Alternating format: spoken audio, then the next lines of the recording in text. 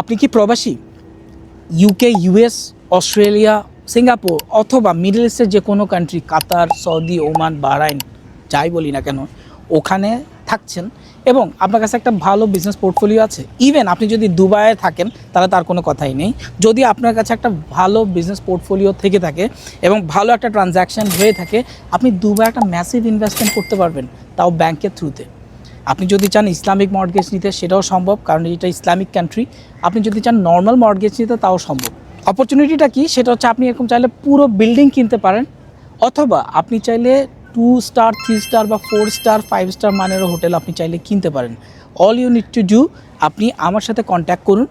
আমি আপনার যে ফার্দার যে ফ্যাসিলিটিসগুলো দরকার, একটা প্রপার্টি এরকম লাক্সারিয়াস বিগ ইনভেস্টমেন্টের জন্য যা যা প্রয়োজন, সেই ফ্যাসিলিটিগুলো আমি অ্যারেঞ্জ করে দিতে পারবো। রিসেন্টলি আমি বেশ কয়েকটা ইউকে এবং ইউএস ইনভেস্টমেন্ট ফার্মের সাথে কাজ করছি।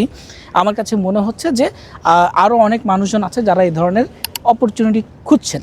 যদি আপনি ইন্টারেস্টেড হয়ে থাকেন তাহলে আমার সাথে এখনই কন্ট্যাক্ট করুন।